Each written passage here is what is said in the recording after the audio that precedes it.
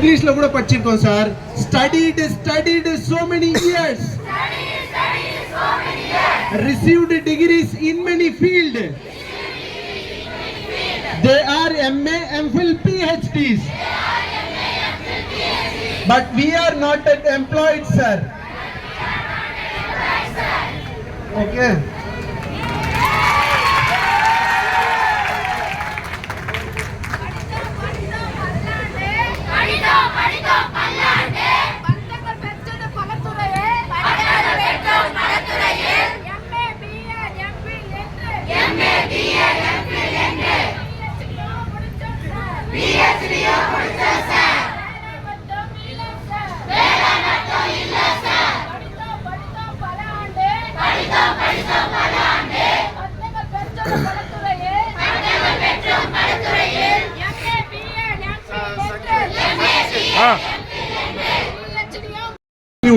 பல விஷயத்துல காவல்துறை தான் இருப்பாங்க.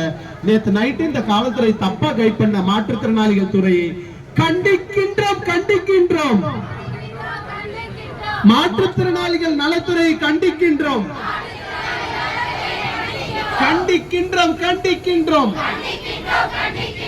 இயக்குனரை கண்டிக்கின்றோம்.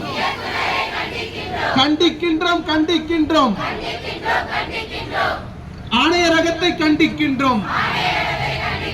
போராட்டம் இது போராட்டம். பார்வையற்றோரின் போராட்டம். போராட்டம் இது போராட்டம். உண்ணாவிரத போராட்டம். என்னத்தையா கேட்கிறோம்?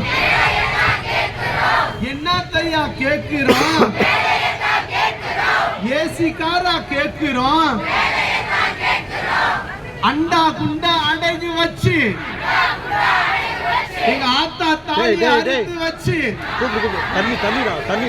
MA, BEd, MPhil என்று PhDயும் முடிச்சோம் சார். வேலை மட்டும் இல்ல சார். என்னத்தையா கேட்கிறோம்?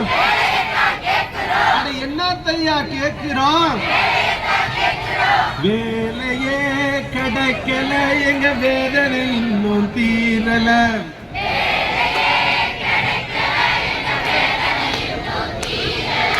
சட்டப்பேரவை நடக்குது, சட்டங்கள் பலவும் இருக்குது. பார்வையற்றோரின் கோரிக்கை மட்டும் டேபிள் டு டேபிள் தாவுது.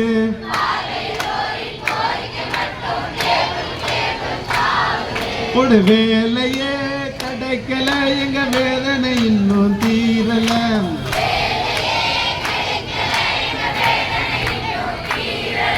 ஐயோ வேலை இல்ல, அதனால ரொம்ப தொல்லை. நாங்கெல்லாம் ரோட்டு மேல, நீங்க மட்டும் ஏசி ரூம் உள்ள. ஐயையோ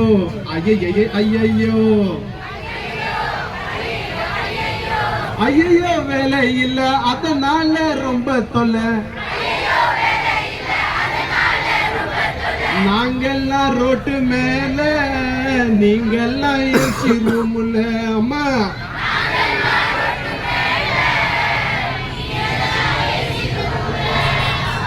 போராட்டம் இது போராட்டம்.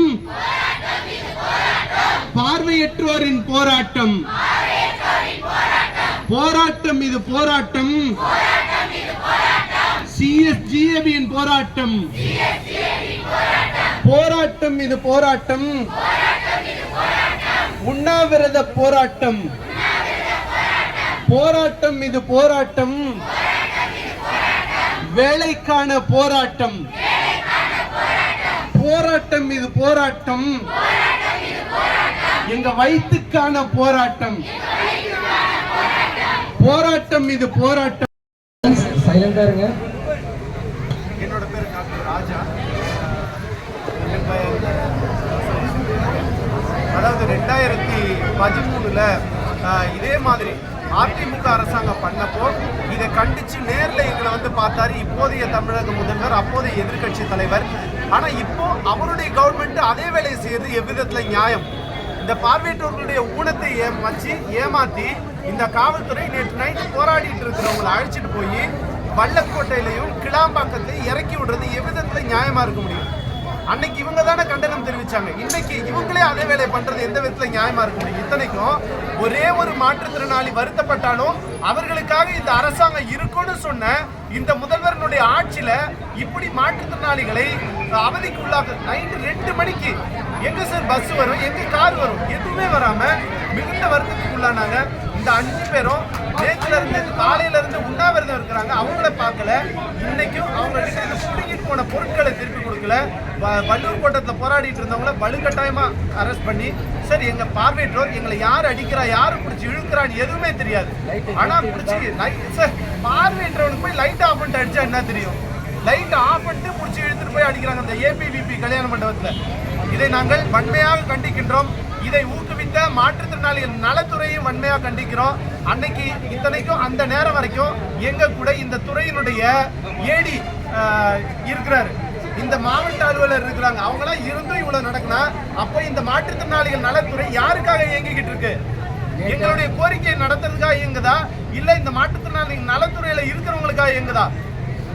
1600 கோடி ரைட்ஸ் திட்டத்தை ஒதுக்குனதா சொல்றாங்க. ஆனா எங்களுக்காக எதுவுமே வந்து சேரல. இதுதான் இந்த தமிழ்நாட்டில் இருக்கிற நடக்கிற ஆட்சியினுடைய லட்சணம். பொறுத்தளவு அறவழி போராட்டம் தான் சார்.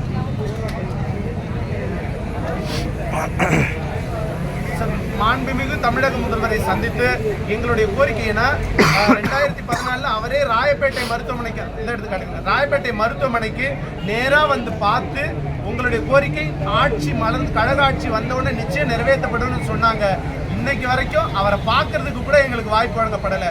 உண்மையா ஒன்று சொல்லணும்னா இங்கு அரசியல் ரீதியாக இயங்குகின்ற மாற்றுத்திறனாளிகள் அமைப்புகளுக்கு மட்டுமே முக்கியத்துவம் கொடுக்கப்படுதே தவிர உரிமை சார்ந்து வேலை செய்கிற மாற்றுத்திறனாளிகளுக்கு முக்கியத்துவம் தரப்படுவதில்லை.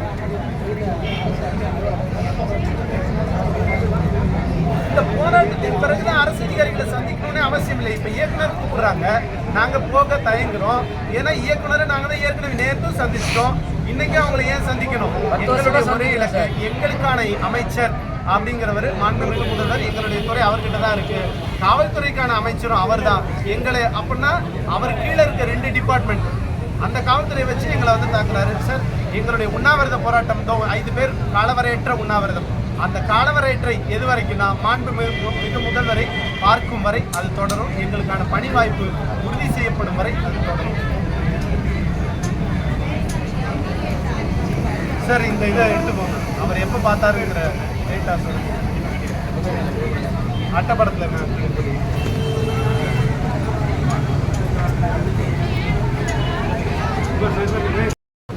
இந்த 2 துறைக்குமே அவர் தான் அமைச்சர்.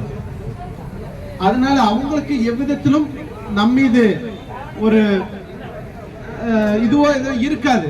ஆனால் தெளிவாக சொல்கின்றேன், இந்த காவல்துறை பொறுத்த வரைக்கும் நண்பர்கள் தான், அதுல எவ்வித மாற்று கருத்துமே கிடையாது. ஏன்னா பல நேரங்கள்ல இந்த மாற்றுத்திறனாளிகள் துறை நம்ம வந்துட்டு கைவிட்டுட்ட பிறகு நமக்கு ஆதரவா நிற்கக்கூடியது காவல்துறை தான். நேற்று நைட்டு கூட என்ன நடந்திருக்குன்னா, இந்த மாற்றுத்திறனாளிகள் நலத்துறை இயக்குனர் கூட பாவம் புதுசு, இந்த மாற்றுத்திறனாளிகள் நலத்துறையில இருக்கிற அதிகாரிகள் இருக்காங்க பாருங்க, அத்தனை பேரும் பழம் தின்னு கொட்டப்பட்டவங்க. என்ன எப்படி பழந்துன்னா, நமக்காக ஒதுக்கப்படுகின்ற கனிகளை அத்தனையும் தின்னு கொட்டப்பட்டவங்க.